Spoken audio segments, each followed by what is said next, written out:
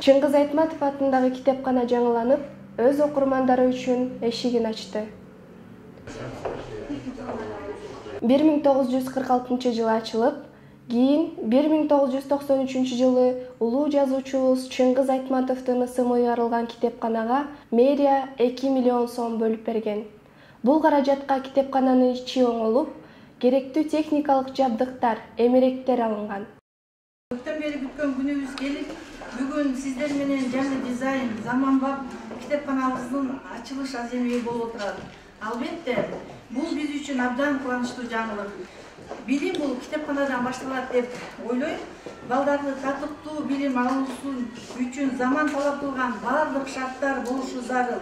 Биз ал шарттарды түзө алдык деп ойлойм. Мындан ары да китепканаларыбыз эң алгачкы окурмандарды, анан бизди сөзсүз кубандырган жаңылыктарды болот деп ишенем. Учурда жаштар китеп окубай калды деген сын пикирлер көп айтылып келет. Соңку жылдарда китепканага кирген окурмандардын катары да аз экендиги байкалып турат. Технология өнүгүп, бардыгы электрондошуп калган учурда китепканаларга заманга ылайык шарт түзүү учур талабы. Эгерде биздин аталар же биз китепке кызыксак, бул биздин кыйындыгыбыз эмес, биздин аталардын кыйындыгы.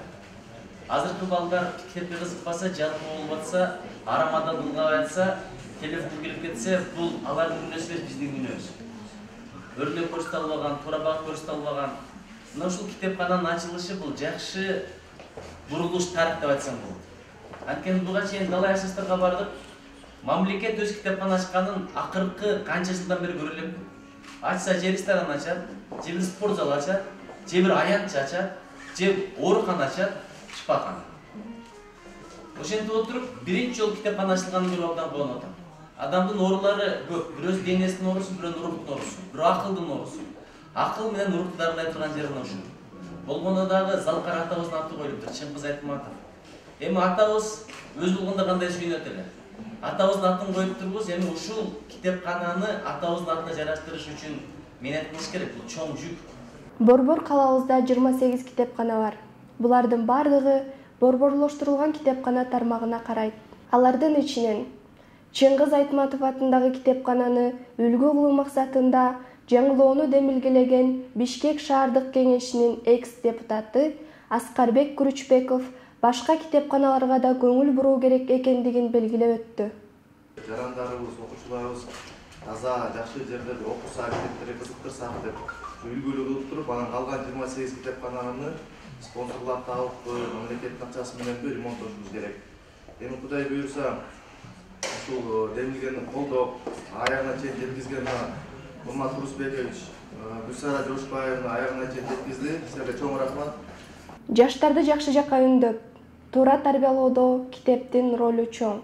Антсе да телефон, интернет булактарында туура багыт көрсөтүп туруу керек. Албетте, китеп окуган ар бир адам үчүн булардан пайдалуу, булардан жагымдуу нерсе. Анткени китеп окуган кезде адам ойлонот, келечегин бир нерсе менен салыштырат, кайгырат, же кубанат тескерисинче. Мына адамдын кандайдыр бир ичинде сезимдер, жакшы сезимдер пайда болот. Адам катары калыптанат да, ошо китепти окуганда. Ошон үчүн бул китепкананын шарты абдан жакшы экен. Планшети бар, немесе компьютерлери бар. Мүмкүн ошо келип китеп окуй турган балдар телефондору менен деле келер. Эми ошол телефонго дагы, компьютерге дагы, планшетке дагы ошо балдарга пайдалуу болгон информацияны киргизиш керек.